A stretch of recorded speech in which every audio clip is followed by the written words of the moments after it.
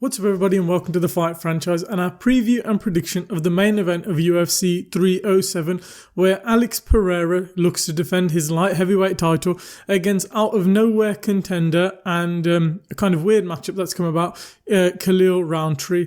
UFC 307 next week, Salt Lake City. We've seen kind of some amazing main events and finishes to main events. 2 head kicks back to back in Salt Lake City with Leon Edwards beating Kamaru Usman and then Justin Gaethje head kicking Dustin Poirier. Alex Pereira landed a brilliant head kick against Jiri Prochazka and then follow-up shots and finished the fights in his last performance. Will we get that again? I don't know, but let's kind of look into it, break down the tail of the tape and give our preview and kind of prediction of what I think is going to happen in the main event of UFC 307. So let's kind of get into things and how we kind of got to the bout. So as you all know, Alex Pereira joins the UFC a few years back, goes on an epic meteoric rise in the kind of middleweight division, you know, works his way to a title shot after Izzy's beaten all the other contenders and has a lot of history with Izzy in kickboxing. Faces Israel Adesanya at UFC 281 in the main event at Madison Square Garden. KOs Izzy in the 5th round in a brilliant fight and a comeback win for him. They rematch and Alex Pereira gets KO'd brutally by Israel Adesanya and then decides, you know what, the weight cut is too much for me, I'm going up. Comes up to light heavyweight in a division where he seems like he's going to be matched for size and everyone's going to kind of be able to kind of bully him. Has his first fight against Jan Blachowicz at UFC 291. Jan Blachowicz wins the first round and kind of out-grapples Alex Pereira, but as the fight goes on, Alex gets into the fight. 2 rounds to 1, Alex wins the decision. Fights Jiri Prochazka for the vacant title after there was a kind of whole circus going around with Jiri and Jamal with injuries. Beats Jiri Prochazka by 2nd round KO in the main event of UFC 295. Then, on relative short notice, beats Jamal Hill. And then KOs Jamal Hill at UFC 300 in the main event to defend his world title. And then on short notice at UFC 303, International Fight Week, replaces the injured Conor McGregor and KOs Jiri Prochazka in brilliant fashion in a dominant win. And just a few months later now, main eventing UFC 303, which seems a bit short notice. I think everyone thought he'd turn around in December. And he's facing Kalil Roundtree as every other kind of contender and the main contender in the division. Magomed Ankalaev is booked up at UFC 308 against Alexander Rakic. So that's how that came about. Kalil Roundtree, on the other hand, joined the UFC off the back of The Ultimate Fighter and then would kind of go on a weird run in the UFC where he get a couple of losses, couple of wins, couple of losses, couple of wins. And it's only recently, since 2021, he's racked up a 5-win streak with 4 KOs, beating Modestas Bukauskas, Carl Robertson, Dustin Jacoby, Chris Daukaus and Anthony Smith. And some great finishes and KOs.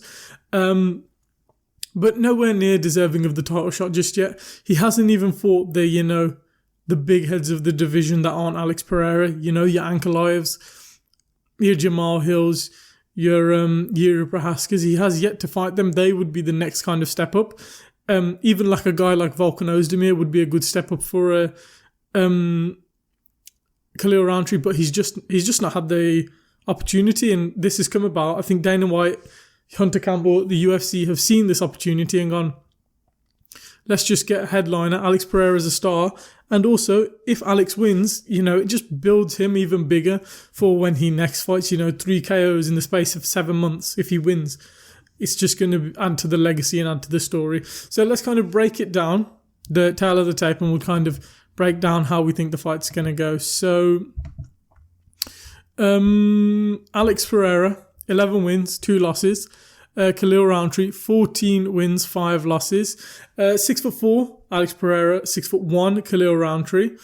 79-inch reach for Alex Pereira, 76.5-inch reach for Kalil Roundtree, and same leg reach at 44-inch leg reach for both of them. And Alex Pereira is the -455 favourite going into the fight, which is totally understandable.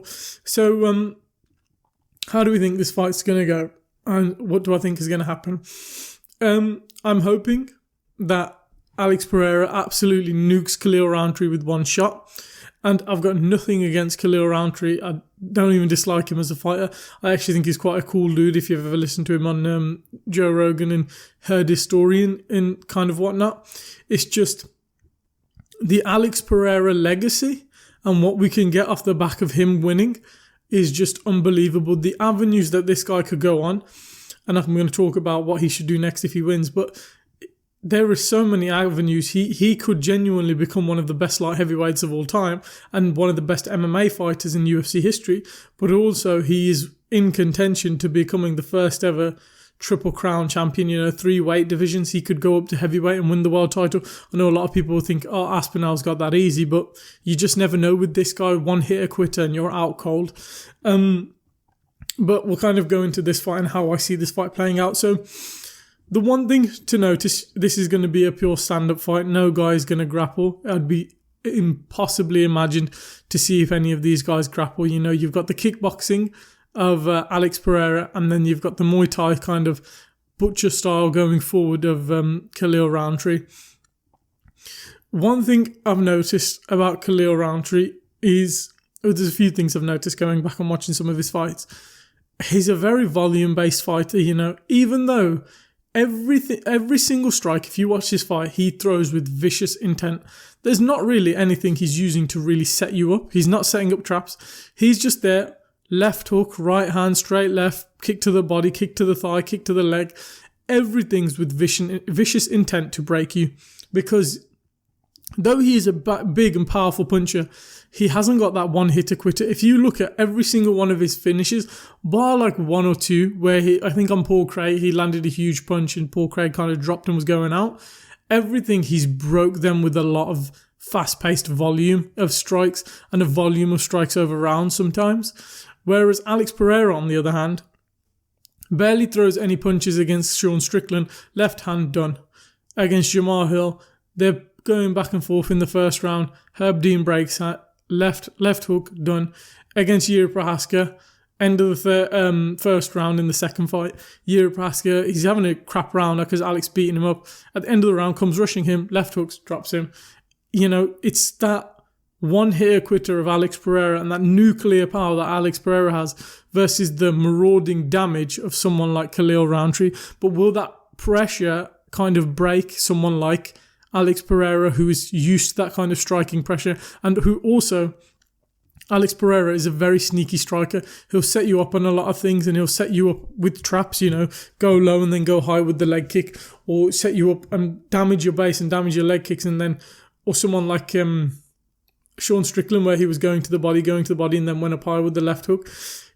Alex Pereira is a elite level striker, whereas Khalil is a good striker. If he's a 6 or 6.5 out of 10.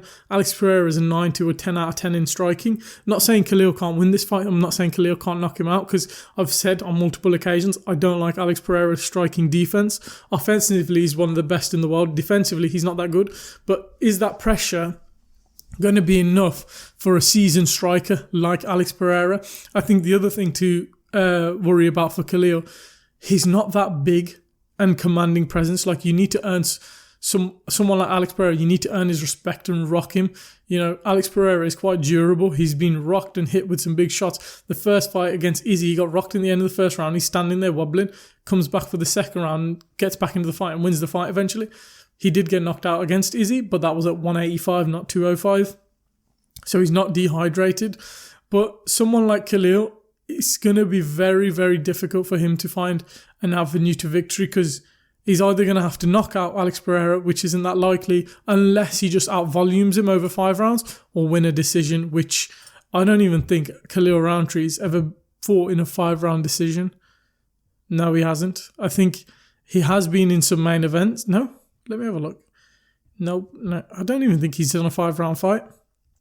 Where if you look at someone like Alex Pereira, he's been training for 5-round fights. He's been upping his levels. He's been upping his game. So the cardio advantage, I think, will still be with Khalil, but I still think he isn't going to be as well equipped as people may think. So how do I think this fight is going to go? I think if you ever watch Carl Robertson versus Kalil Roundtree. Carl Robertson was a kickboxer, and he was landing some good low kicks which kind of rocked Khalil early on in the first round. I think if that's coming from Alex Pereira, your leg is going to get effed up, and I think Kalil Rountree's base is going to get messed up off the back of that. I think Khalil's kicks and his Muay Thai stance is a huge benefit to his game and him going forward and him generating power. If you see Khalil's best punch, one of his best punches is the straight left off the right hand. So he throws the jab off the right because he's southpaw and then just comes in with that straight left and generates all the power. And I feel like all that power isn't just from the arms, it's the whole body. He puts his whole weight behind it.